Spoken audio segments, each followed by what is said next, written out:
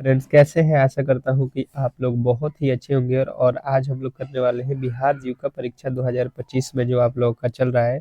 तो आज का जो पेपर है फर्स्ट शिफ्ट का समाप्त हो चुका है 24 नवंबर का। और इसमें जो पूछे गए प्रश्न है उसी के जो है हम लोग एनालिसिस करने वाले हैं, यानी कि उसका फटाफट से हम लोग उत्तर जानने वाले हैं। जिन्होंने भी पेपर दे के आए हैं तो आप अपना मिला लीजिए कि कितने प्रश्नों को आपने सही किया है।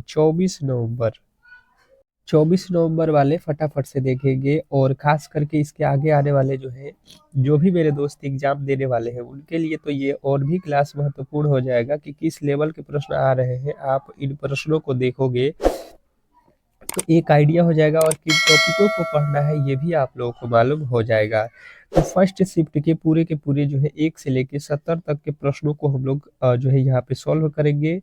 और पूरा का पूरा, तो मैथ हो, रीजनिंग हो, जीके हो, कंप्यूटर हो, सब्जेक्ट नॉलेज हो, सभी के सभी प्रश्नों को यहाँ पे मैं सॉल्व कराने वाला हूँ। तो फटाफट से आप लोगों से एक छोटी सी रिक्वेस्ट रहेगी कि जो भी मेरे दोस्त जो है अब तक हमारे क्लास को लाइक नहीं किए हैं तो प्लीज़ जो है क्लास को लाइक कर लेंगे, और चैनल पे नए आए हैं तो चैनल को सब्सक्राइब कर लेंगे, क्योंकि इस तरीके के क्लास हम आपको डेली ही प्रोवाइड करते हैं, ठीक है। और खास करके आप लोगों के लिए मैं शाम में 8 पीएम पर एक ऐसा क्लास लाता हूँ, जैसे कि आज तीनों ही शिफ्ट में जिन टॉपिकों से प्रश्न पूछा गया है, ठीक है, और जिन टॉपिकों से प्रश्न पूछे जा रहे हैं, ठीक है, उन्हीं टॉपिकों को मैं कवर कराता हूँ, ताकि आपका जो है आगे अगर किसी भी दिन एग्जाम हो तो आपको वहां से सीधा ही प्रश्न देखने को मिलता है। जैसे कि आज आप लोगों को सीधा ही एग्जाम हॉल में पूछा गया है। तो चलिएगा फटाफट से प्रश्नों को हम लोग सॉल्व करते हैं। पहला प्रश्न आप लोगों से पूछा था एक, भारतीय राष्ट्रीय कांग्रेस के पहले अधिवेशन के अध्यक्ष कौन थे? भारतीय राष्ट्रीय कांग्रेस के पहले अधिवेशन के अध्यक्ष कौन थे, ये प्रश्न आप लोगों से पूछा गया था। तो जिन्होंने बताया था यहाँ पे कि WC Banerjee, option number B तो आपका बिल्कुल राइट उत्तर है। ऑप्शन नंबर बी वाले जिन्होंने भी बताया है उनके बिल्कुल राइट उत्तर था। अगला प्रश्न आप लोगों के सामने पूछा था यहाँ पे, भारत छोड़ो आंदोलन के दौरान जयप्रकाश नारायण को किस जेल में रखा गया था? भारत छोड़ो आंदोलन के दौरान जयप्रकाश नारायण को किस जेल में रखा गया था? ये क्लास में मैंने पढ़ाया था कि नहीं? बिल्कुल पढ़ाया था। आज से कुछ दिन पहले जो 8 पीएम पे हम क्लास करते थे, बिल्कुल उसमें आप लोगों को इन सारे प्रश्नों को मैंने कराया था, और देखिए बिल्कुल ही वही प्रश्न डिट्टो फंस गया, ठीक है।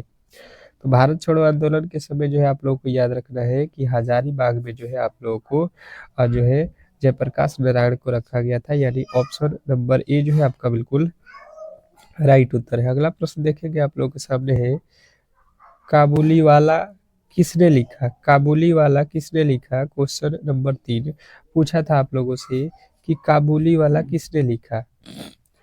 तो आप लोगों ने अगर बताया है रविंद्रनाथ टैगोर, तो बिल्कुल ही आपका राइट उत्तर था तीसरे का, ऑप्शन नंबर बी। अगला प्रश्न आपसे पूछा था चौथा नंबर, देखिएगा कि पहली बार अंग्रेजों ने भारत में किस स्थान पर जो है ट्रेनिंग फैक्ट्री स्थापित किया?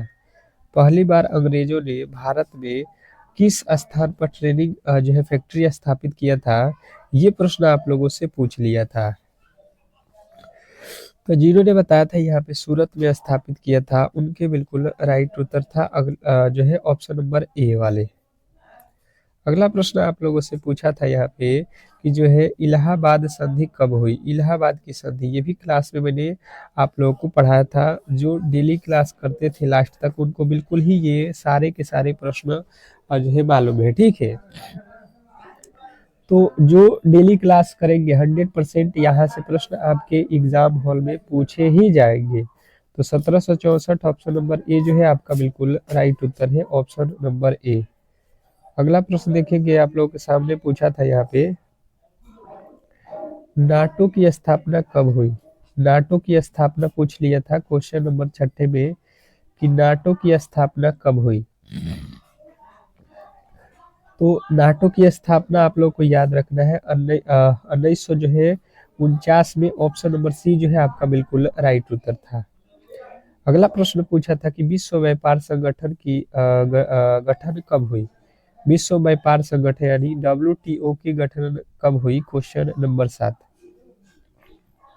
तो यहाँ पे जो है आप लोगों को मैंने क्लास में कराया भी था ये प्रश्न और बताया था कि बहुत इंपॉर्टेंट है और आपसे पूछ भी लिया गया। तो 1995 ऑप्शन नंबर डी।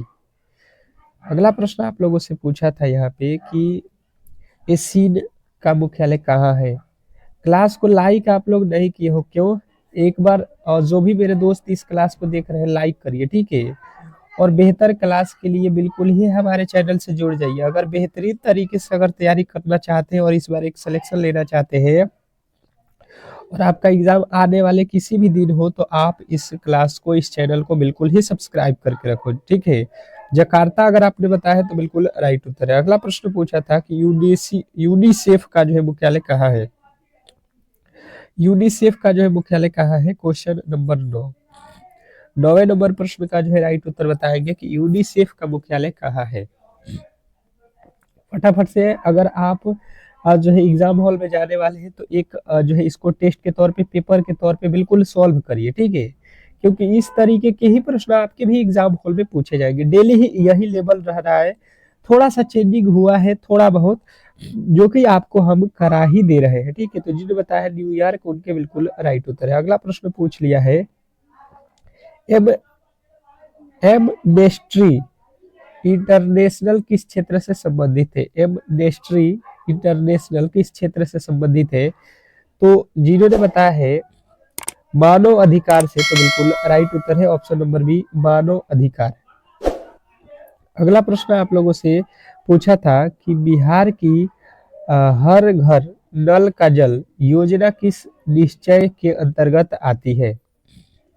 बिहार की हर घर नल का जल योजना किस निश्चय के अंतर्गत आती है, क्वेश्चन नंबर 11। 11वें नंबर प्रश्न के जो राइट उत्तर है, अगर आपने बताया है कि 7 निश्चय के अंतर्गत आती है, तो बिल्कुल राइट उत्तर है।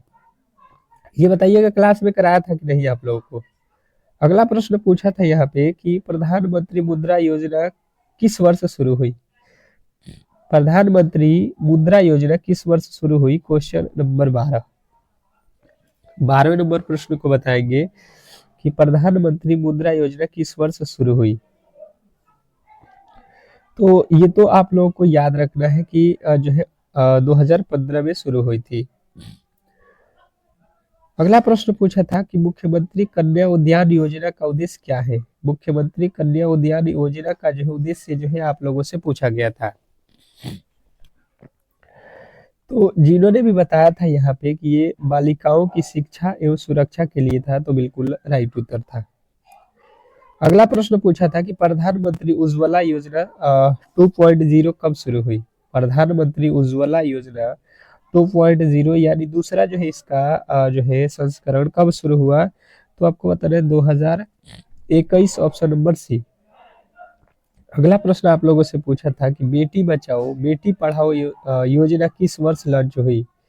बेटी बचाओ बेटी पढ़ाओ योजना किस वर्ष शुरू हुई, क्वेश्चन नंबर 15 का जो है आप लोगों का राइट उत्तर बताना था कि ये तो 2015 में हुआ था। अगला प्रश्न आप लोगों से पूछा था, देखिएगा यहाँ पे, भारत का सर्वोच्च सैन्य पुरस्कार कौन सा है। एक बार सभी लोग यार क्लास को लाइक करो, कम से कम लाइक करो, एक बार शेयर कर दो सभी लोगों को कि पता चल सके कि किस तरीके के और किस लेवल के प्रश्न पूछे जा रहे हैं। और इसी लेवल के इस तरीके के प्रश्नों को पढ़ने के लिए, इन्हीं टॉपिकों को पढ़ने के लिए आप हमसे जुड़िए बिल्कुल 8 PM पे शाम में। तो परमवीर चक्र आपका बिल्कुल राइट उत्तर है। अगला प्रश्न है कि प्रथम महिला जिन्हें नोबेल शांति पुरस्कार मिला, प्रथम महिला जिन्हें नोबेल शांति पुरस्कार मिला वो कौन थी, ये प्रश्न आप लोगों से पूछ लिया था। तो ये तो थी आप लोगों को जो है बर्था वान सुटनर। अगला प्रश्न यहाँ पे पूछा था कि ज्ञानपीठ पुरस्कार किस क्षेत्र में दिया जाता है। ज्ञानपीठ पुरस्कार किस क्षेत्र में दिया जाता है। ज्ञानपीठ पुरस्कार किस क्षेत्र में दिया जाता है, बताइएगा। तो ये तो साहित्य के क्षेत्र में दिया जाता है, option number A. Booker prize किस क्षेत्र से संबंधित है। बुकर प्राइज किस क्षेत्र से संबंधित है, बताइएगा कि बुकर प्राइज किस क्षेत्र से संबंधित है। तो ये भी साहित्य के क्षेत्र में ही दिया जाता है, इंटरनेशनल है, ऑप्शन नंबर आपको बी बताना था। अगला प्रश्न पूछा था यहाँ पे आप लोगों से कि राजीव गांधी खेल रत्न पुरस्कार का जो है नाम बदलकर क्या जो है रखा गया है। राजीव गांधी खेल रत्न पुरस्कार का नाम बदलकर क्या जो है रखा गया, क्वेश्चन नंबर 20वां में जो है आप लोगों को पूछा था। तो इसका नाम मेजर ध्यानचंद। ये क्लास में हमने कई बार आपको बताया था कि ये प्रश्न बहुत इंपोर्टेंट है, देखिए पूछ भी लिया। फीफा विश्व कप 2022 किस देश ने जीता? फीफा विश्व कप 2022 किस देश ने जीता है, ये प्रश्न आप लोगों से पूछा था। तो फीफा विश्व कप 2022 जो है ये तो ब्राजील ने जीता है। अगला प्रश्न पूछा था कि विजय हजारे ट्रॉफी किस खेल से संबंधित है? विजय हजारे ट्रॉफी किस खेल से संबंधित है? तो विजय हजारे ट्रॉफी किस खेल से संबंधित जुड़ा हुआ है? तो आपको बताना था कि ये तो विजय हजारे ट्रॉफी जो है आपका क्रिकेट से जुड़ा हुआ है। पीकेएल किस खेल से संबंधित है? पीकेएल किस खेल से संबंधित है? क्वेश्चन नंबर 23 में भी पूछ लिया था कि पीकेएल किस खेल से संबंधित है। ये तो प्रो कबड्डी लीग जो है आपके किससे है? कबड्डी से है। अगला प्रश्न पूछ लिया था कि वर्ल्ड स्नूकर चैंपियनशिप किस खेल से संबंधित है? वर्ल्ड स्नूकर चैंपियनशिप किस खेल से संबंधित है? क्वेश्चन नंबर 24वां नंबर आप लोगों से पूछा था यहाँ पे। तो जिन्होंने बताया है कि बिलियर्ड्स या स्नूकर, तो बिल्कुल राइट उत्तर है। अगला प्रश्न पूछा था यहाँ पे कि चेस पैड 2022 भारत के किस राज्य में हुआ? तो ये तो आप लोगों को बताना था, ये था तमिलनाडु में। अगला प्रश्न आप लोगों से पूछा था यहाँ पे कि 2024 में ऑस्ट्रेलिया के प्रधानमंत्री कौन है? 2024 में ऑस्ट्रेलिया के जो प्रधानमंत्री हो कौन थे? ये थे एंथनी अल्बनीज। अगला प्रश्न पूछा था आप लोगों से कि 2024 से भारत का जो है चीफ ऑफ डिफेंस यानी कि स्टाफ यानी कि सीडीएस कौन है? तो 2024 में किनको बनाया गया है? तो जिन्होंने बताया है अनिल चौहान, बिल्कुल राइट उत्तर है। बिपिन रावत बिल्कुल गलत हो जाएगा, ये इसके पहले थे। 2024 में नोबेल शांति पुरस्कार किसे मिला? 2024 में नोबेल शांति पुरस्कार किसे मिला? तो ये तो आप लोगों को बिल्कुल ही आसानी तरीके से जो है बताना था कि ये तो मिला था निहोंग हिदान क्यों। अगला प्रश्न पूछा था कि 2024 में G20 शिखर सम्मेलन कहाँ हुआ था? 2024 में G20 शिखर सम्मेलन, तो ये तो दक्षिण अफ्रीका में हुआ था। आपको बताना था ऑप्शन नंबर ए। फटाफट से आप उत्तर को बता रहे हैं, ठीक है, ज्यादा समय नहीं लेंगे यहाँ पे। 2024 में आईसीसी T20 वर्ल्ड कप किसने जीता? 2024 में आईसीसी T20 वर्ल्ड कप जो है किस टीम ने जीता है, ये आप लोगों से प्रश्न पूछा था। ये मैंने बताया था कि ये अपना ही देश भारत जीता है। और अगर पूछेगा कि कप्तान कौन था, तो ये आप लोग को रोहित मैन के नाम से मशहूर है, रोहित शर्मा, उनको याद रखना है। बिहार दिवस कब मनाया जाता है? ये भी आप लोगों को प्रश्न मैंने क्लास में बताया था कि बिहार दिवस आपको याद रखना है, क्योंकि बिहार का एग्जाम है और बिहार दिवस आपसे पूछ ही लेगा किसी न किसी दिन 22 मार्च। पटना का जो है प्राचीन नाम क्या है? ये भी क्लास में बताया था कि पटना का जो है प्राचीन नाम क्या है, जब हम पढ़ा रहे थे बिहार स्पेशल, उसमें पढ़ाया था। तो पाटलिपुत्र आपके बिल्कुल राइट उत्तर हो जाएगा, ऑप्शन नंबर ए। बिहार में सबसे बड़ा जो है राष्ट्रीय उद्यान कौन सा है? बिहार में सबसे बड़ा जो है राष्ट्रीय उद्यान कौन सा है? Question number 33। बिहार में सबसे बड़ा जो है राष्ट्रीय उद्यान कौन सा है?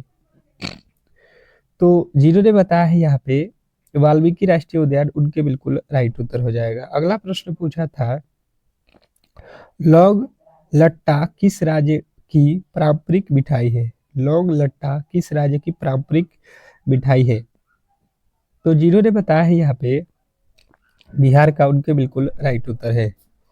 गया किस नदी के किनारे बसा है? गया जो है आप लोग का जिला गया जी, वो किस नदी के किनारे है? तो जिन्होंने बताया है फल्गु नदी, उनके बिल्कुल राइट उत्तर हो जाएगा, ऑप्शन नंबर बी। अगला प्रश्न देखिए आप लोगों से पूछा है, गणित का प्रश्न है। अब जो है गणित के प्रश्न यहाँ से पूछ लिया था, और मैंने बताया था कि सबसे जो आप लोग को ध्यान देना है वो गणित और रीजनिंग भी है, जबकि रीजनिंग तो सिंपल दे रहा है, ठीक है। रीजनिंग के प्रश्नों को आप देखिएगा कि जो 19 से आपका पेपर हुआ है 23 तक, उसमें रीजनिंग नॉर्मल दिया है, परंतु गणित में थोड़े से जो है कठिन प्रश्नों को रख रहा है, ठीक है। तो गणित में आपको विशेष करके ध्यान देना होगा। जैसे कि 8 पीएम वाली क्लास में हम उसी लेवल के गणित को करा देते हैं और बिल्कुल ही सरल तरीके से कराते हैं, ताकि आप एग्जाम हॉल में आसानी से इन प्रश्नों को सॉल्व कर सकते हैं, ठीक है। कह रहा है कि 25% ऑफ 240, मतलब 240 का 25% क्या होगा, ये प्रश्न पूछ लिया था। आप देखिए यहाँ पे अगर आप बताने की कोशिश करेंगे तो बिल्कुल ही सिंपल सा प्रश्न है कि 240 है और इसका 25% निकालना है, तो किसी भी परसेंटेज को अगर आप यूज करोगे वहां पे परसेंटेज हटाओगे तो बट्टा में 100 लिखते हो। अब यहाँ से 2 जीरो से 2 जीरो कट जाएगा, 5 के पहाड़े में 2 बरतवे, 5 के पहाड़े में 5 बरतवे, ये 2 के पहाड़े में 12 बरतवे। अब 12 में 5 से गुणा करेंगे, 12 पचे 60 जो है आपका बिल्कुल राइट उत्तर हो जाएगा, ऑप्शन नंबर सी। अगला प्रश्न आप लोगों से पूछा है, देखिएगा यहाँ पे, एक वस्तु 1200 रुपये में बेची गई और 20% का लाभ हुआ, तो क्रयमूल्य जो है क्या था, ये आप लोगों से पूछ लिया था, क्वेश्चन नंबर 37। 37वें नंबर प्रश्न का जो है राइट उत्तर बताइएगा सभी लोग, कि एक वस्तु 1200 रुपये में बेची गई और 20% लाभ हुआ, तो कितना जो है क्रयमूल्य हुआ, ये आपको बताना है। बताने की कोशिश करेंगे सभी लोग। जिनका आगे पेपर है वो इन प्रश्नों को जो है सॉल्व करिए, ठीक है। जब तना आप इसमें जो है सॉल्व करने की कोशिश करेंगे, उतना ही बेहतर आप एग्जाम हॉल में भी आपका रिजल्ट बनेगा। जैसे 1200 रुपया का जो है कोई सामान बेचा गया है, तो 20% का लाभ हुआ, यानी कि जो है क्रय मूल्य पूछा जा रहा है। तो देखिए, जो आप लोगों का 100 रुपया का सामान है वो आप 120 रुपया में बेचोगे, तो 20% का लाभ हुआ। तो आपसे पूछा गया है क्रय मूल्य, इसलिए आपको 100 ऊपर रखना है। अगर विक्रय मूल्य पूछता तो 120 ऊपर हम रखते, तो इसने कहा क्रय मूल्य, तो क्रय मूल्य जो है 100 ऊपर रखेंगे और 120 नीचे रखेंगे। यहाँ से 120 से 120 कट जाएगा 10 वर्ष में। अब 10 में जो है 100 से गुणा करेंगे तो 1000 जो है हम लोग का राइट उत्तर हो जाएगा, कि उसका जो प्राइस था वो 1000 था और फिर जो है 1200 में हम बेच दिएंगे, तो 20% का लाभ हो जाएगा। यानी कि आप बिल्कुल ऑप्शन नंबर सी को लगाए होंगे। अगला प्रश्न पूछा था आप लोगों से कि एक आदमी 6 घंटे में 30 किलोमीटर चलता है, उसकी जो है गति कितनी है। चलिएगा 10 सेकंड का समय देता हूँ, मैथ के प्रश्नों के लिए 10 सेकंड का समय देता हूँ। आप ऑप्शन को देखकर क्या लगाए हैं बताइए, और जो एग्जाम नहीं दिए हैं वो सॉल्व करके बताएंगे, ठीक है। कॉपी और कलम लेकर ही बैठिए, ठीक है। फटाफट से बताएंगे। देखिए यहाँ पे कह रहा है कि एक आदमी है जो 6 घंटे में 30 किलोमीटर यात्रा करता है, तो उसकी गति बताना है। तो देखिए, गति बराबर आपको फॉर्मूला मैंने पढ़ाया था, यानी चाल बराबर, चाल कहिए या गति कहिए, इसी को बोला जाता है चाल। चाल बराबर होता है दूरी और बट्टा में आपका समय। दूरी कितना दिया है, आप कहिएगा 30 किलोमीटर जाना है, समय कितना दिया है 6, तो 6 पाँचे 30, यानी कि जो है आपको 5 किलोमीटर प्रति घंटे की गति से चलना है। ऑप्शन नंबर बी जो है आप लोगों का बिल्कुल राइट उत्तर है, इसमें किसी तरीके के डाउट नहीं होना चाहिए, ठीक है। अगला प्रश्न आप लोगों से पूछा था, देखिएगा यहाँ पे, कि जो है 2 वर्षों में 5000 पर 10% वार्षिक साधारण ब्याज की दर पर कितना होगा।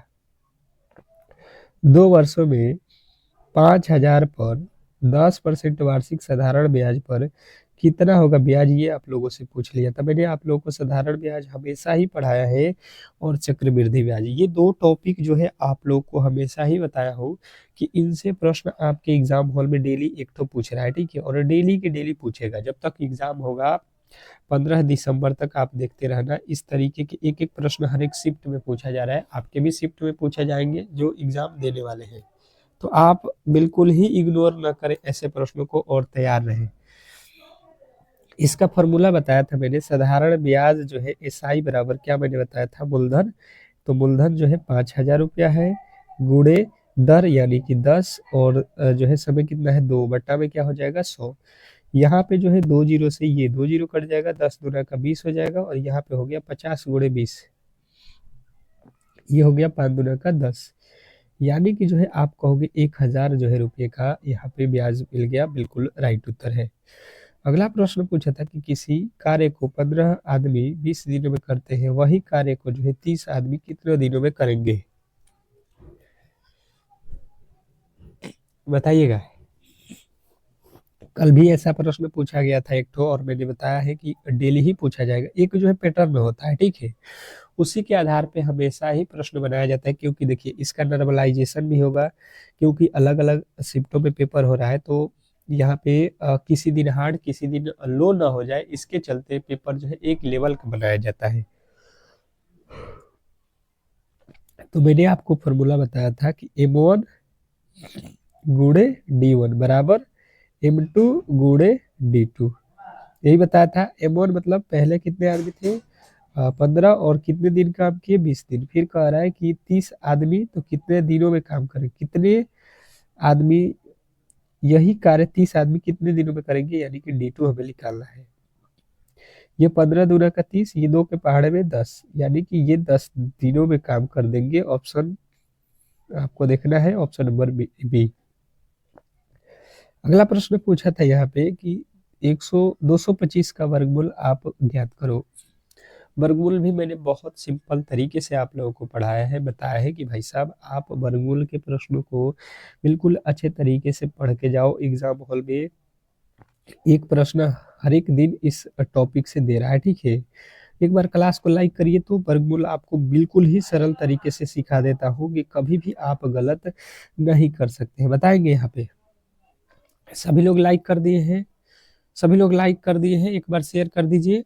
अब देखिए यहाँ पे, देखिए 225 का निकालना है, इसका दो तरीका है, एक तो भाग विधि होता है, एक गुणनखंड विधि। तो गुणनखंड विधि आसान होता है, जैसे 225 है, इसको सबसे पहले आप किससे कटेगा, 5 से, तो 5 से काट दो, 5 चौका 20, 5 चौका 5 पचे 25, फिर 5 से काट दो 5 9 45, फिर 3 से काट दो, 3 3 9। अब देखिए इसमें 2 ठो 5 है, तो इसमें एक ठो ही 5 यूज करेंगे, क्योंकि वर्गमूल निकलते हैं। इसमें 2 ठो 3 है, तो एक ठो 3 का यूज करेंगे, तो यहाँ पे हो जाएगा 5 तिहाई 15, यानी कि आप कहोगे कि जो है 15 जो है आपका बिल्कुल राइट उत्तर हो जाएगा, ऑप्शन नंबर डी। अगला प्रश्न देखिएगा, आप लोगों के सामने पूछा था कि यदि एक वस्तु 40% की छूट पर 600 में बिकती है, तो अंकित मूल्य कितना होगा। क्वेश्चन आपके सामने 43वां का जो है राइट उत्तर आप लोगों को बताना है। पूछा था कि एक वस्तु 40% छूट पर जो है 600 में बिकती है, तो अंकित मूल्य जो है आप लोगों को बताना है। अब देखिएगा यहाँ पे समझने की कोशिश कीजिएगा सभी लोग, कि जो है अंकित मूल्य निकालना है, ठीक है। अंकित मूल्य मतलब उसका जो है प्राइस कितना रखा गया है, ये हम लोगों से पूछ लिया था, जबकि इस पे जो है 40% का छूट दिया गया था। थोड़े से प्रश्न जो है आप लोगों के अलग तरीके का था। कौन कौन इसको बना लिया ये पहले बताओ। तो देखिए यहाँ पे अब समझने की कोशिश करेंगे सभी लोग। तो जो है 600 रुपया है, ठीक है, कोई दिक्कत नहीं है। 40% की छूट है, यानी कि आप समझिएगा अगर 100 का सामान है, तो आप इसको केवल 60 रुपया में ही बेचे हो, तो ये 100 वाला सामान जो है 60 में बेच दिए हो, तो आपको बताना है 100 वाला का वैल्यू। तो आपको 100 ऊपर रखना पड़ेगा और 60 नीचे। 60 के पहाड़े में 60, एक मर्त में 10 में 100 से गुणा करेंगे, यहाँ पे जो है 1000 आपका बिल्कुल राइट उत्तर है। अगला प्रश्न देखिए, रीजनिंग का प्रश्न पूछा गया था कि श्रृंखला को जो है पूरा करें, ठीक है। अब जो है रीजनिंग यहाँ पे स्टार्ट हो रहा है। रीजनिंग के प्रश्नों को देखिएगा, जो कि आपके एग्जाम हॉल में 10 ठो रीजनिंग भी पूछा जा रहा है, 10 से 11 ठो मैथ पूछा जा रहा है। ये जो है आप लोग का सिलेबस है, मतलब आपके लमसम 22 ठो जो है मैथ रीजनिंग से पूछा जा रहा है, और आपका जो है जीके करंट अफेयर आपके लमसम 17 ठो पूछे जा रहे हैं, और आपके जो है कंप्यूटर से 10 ठो, और आपका जो है कौन सा बचा हुआ है, सब्जेक्ट नॉलेज से 20 ठो पूछा जा रहा है, ठीक है। तो ये आप लोगों से एकदम जो है सटीक है, सभी के दिन ऐसा ही पूछा जा रहा है। अब देखिएगा इस श्रृंखला को बताना है, जैसे 2 से हो गया 6, तो 2 से 6 कब हो गया, 2 में 3 से गुणा कर दो, या 2 में 4 जोड़ दो, 4 जोड़ दो तो 6 हो जाएगा, 6 में 6 जोड़ दो 12, 12 में 6 जोड़, 12 में 20 होना है, यानी 8 जोड़ दो। तो 8 में कितना जोड़ोगे, 8 के बाद कितना, तो देखिए 4 के बाद 6, 6 के बाद 8, तो 8 के बाद से देखिए हर बार 2 2 जोड़ा है, तो यहाँ पे हो जाएगा 10। तो 20 10 कितना हो जाएगा, 30। अगर आपने 30 को चुना था तो बिल्कुल राइट उत्तर है। अगला प्रश्न देखिएगा, आप लोगों से पूछा था कोडिंग डिकोडिंग के प्रश्न, ठीक है। एक बार क्लास को लाइक करिए सभी लोग। तो आज लाइकों की संख्या बहुत कम है, क्यों? आज लाइकों की संख्या बहुत कम है। और एक बार बताइएगा कि किनका किनका एग्जाम कब है। एग्जाम डेट एक बार मेंशन करिए, ताकि उसके लिए हम एक बेहतर क्लासेज लॉन्च करें, जहां से आप बेहतर स्कोर कर सके, ठीक है। वैसे तो 8 PM पे आपको एक फुल पेपर हम कराते हैं, जिसको आप करने के बाद 100% है कि एग्जाम हॉल में बेहतर स्कोर करोगे ही करोगे। जो लोग 8 PM पे जुड़ रहे हैं हमसे, उनसे पूछिएगा तैयारी। बिल्कुल इसमें से आप जो है देखना, वो लोग जो 8 PM पे करते हैं, वो पूरे के पूरे प्रश्नों को आसानी से सॉल्व करेंगे, ठीक है। लमसम 60 के आसपास उनका स्कोर रहेगा, जो शाम में डेली ही हमसे क्लास किए हैं। देखिए SKY लिखा है, SKY, इसको लिख रहा है TLZ। देखिए S के बाद लिखा है T, एस के बाद होता है टी यानी +1, एल के बाद के बाद होता है एल +1, वाई के बाद होता है जेड यानी +1। सभी में +1 +1 +1 कर दिया है, तो हम भी +1 यहाँ पे कर देते हैं। एम के बाद होता है एन, ओ के बाद होता है पी, ओ के बाद होता है पी, एन के बाद होता है ओ। ये देख लो कहाँ पे है, ऑप्शन नंबर जो है आपका ए में दिया गया है। अगला प्रश्न यहाँ पे कह रहा है कि कोड में जो है लिखा हुआ है, रैम को जो है 36, कैट को जो है 24, तो डॉग को जो है आप लोगों को बताना है। तो अब देखिए इसको बताना है, तो आपको यहाँ पे सीधा ही कोड याद रखना है। आर होता है 18 पे, ए होता है 1 पे, एम होता है 13 पे। तो 18 1 19, 13 कितना होता है 32, और 32 में 36 जाना है, यानी कि 4 प्लस किया होगा। उसके बाद से सी ए टी, कैट को सी होता है यहाँ पे, सी ए टी कैट, सी होता है 3 पे, ओ होता है 1 पे, टी होता है 20 पे। इनको जोड़ लीजिए, 3 1 4, 4 और 20 24। यहाँ पे तो पूरा का पूरा जोड़ दिया है, और यहाँ पे आपका 4 जोड़ा गया था। अब यहाँ पे देखिए DOG, DOG, डी का होता है कोड 4, ओ का होता है 15, जी का होता है 7। अब देखिए 15 4 19, 19 7 कितना होता है, ये आपका होता है 26। यहाँ पे देखिए थोड़े से जो है यहाँ पे कहीं ना कहीं टाइपिंग एरर है, यहाँ पे होना चाहिए आपका कितना, 32, ठीक है, 32 होना चाहिए, ठीक है। तब जाके ये प्रश्न आपका राइट उत्तर हो जाएगा, यहाँ पे टाइपिंग एरर था कुछ। अगला प्रश्न देखिए, कह रहा है कि किसी दर्पण में 3 बज के जो है 40 मिनट का समय दिखा रहा है, तो वास्तविक समय क्या होगा। किसी दर्पण में 3 बज के 40 मिनट दिखा रहा है, ठीक है। तो उसका वास्तविक समय मैंने आप लोगों को बताया था कि जब भी वास्तविक समय की बात की जाए, तो हमें याद रखना है 11:60 है। 11:60 में से जो भी समय आप लोगों को दिया गया है, उसको माइनस कर लेंगे, हमें जो है रियल टाइमिंग मिल जाएगा, कि यहाँ पे जो है उसमें रियल टाइमिंग 8:20 हो रहा था, ठीक है। यानी कि ऑप्शन नंबर ए वाले बिल्कुल 100% यहाँ पे सही उत्तर के साथ है, इसमें किसी तरीके के डाउट नहीं था। अगला प्रश्न आप लोगों से पूछा था यहाँ पे कि यदि किसी वर्ग का क्षेत्रफल 225 वर्ग सेमी है, तो इसकी भुजा कितनी होगी, ये आप मुझे बताने की कोशिश करेंगे। तो देखिए वर्ग का क्षेत्रफल क्या होता है, वर्ग का क्षेत्रफल यहाँ पे आप लोगों को याद रखना है कि वर्ग का क्षेत्रफल जो है होता है, क्या होता है, भुजा स्क्वायर। क्या होता है, भुजा स्क्वायर। वर्ग का क्षेत्रफल 225, भुजा कितना दिया है हमें नहीं मालूम है, तो भुजा ही हमको निकालना है। तो यहाँ पे भुजा जो स्क्वायर है ये वाला, ये इधर आ जाएगा, तो ये हो जाएगा 15। 125 का भी वर्गमूल मैंने निकाला कि 15 हो रहा है, तो भुजा बराबर हम लोग बताएंगे 15 सेमी। ऑप्शन नंबर जो है आपका डी। पिता की आयु 60 वर्ष, पुत्र की आयु 20 वर्ष, तो इनका जो है अनुपात, अनुपात से प्रश्न सिंपल सा पूछा जाता है, मैंने पहले भी बताया था। तो देखिए पूछा है कि इनका अनुपात, तो पिता की उम्र कितना है 60 और पुत्र की उम्र है 20, इसका अनुपात निकाल दो। ये कि एक पहाड़ में 20 थे 60, 20 एकड़ में 20, 3:1 जो है आपका राइट उत्तर था। अगला प्रश्न पूछा था MS वर्ड में CTRL+1 का जो है प्रयोग किस लिए होता है। MS वर्ड में Ctrl+A का जो है प्रयोग किस लिए होता है। तो ये तो होता है आपको सिलेक्ट ऑल के लिए। अगला प्रश्न पूछा था कंप्यूटर में कि सिलेक्ट एक्सेल में सम का मान क्या होगा, एक्सेल में सम का मान जो है क्या होगा। तो एक्सेल में जो सम का मान होता है वो आप लोगों को बताना था कि 60 होता है। अगला प्रश्न पूछा था कि इंटरनेट में HTTP का पूरा नाम क्या है, इंटरनेट में HTTP का पूरा नाम क्या है। तो यहाँ पे आप लोगों को बताना है कि हाई ट्रांसफर टैक्स प्रोटोकॉल। अगला प्रश्न पूछा था MS पावर पॉइंट में नई स्लाइड जोड़ने के लिए शॉर्टकट क्या है। MS पावर पॉइंट में नई स्लाइड जोड़ने के लिए शॉर्टकट क्या है। तो जिनने बताया है कि Ctrl+M बिल्कुल राइट उत्तर है उनका। ईमेल भेजने के लिए आवश्यक है, ईमेल भेजने के लिए क्या आवश्यक है, ईमेल भेजने के लिए आवश्यक है। तो ईमेल भेजने के लिए जो आवश्यक है ये आप लोगों को याद रखना है, ईमेल आईडी आप लोगों के लिए होना चाहिए, तभी तो भेज पाएंगे, ऑप्शन नंबर सी।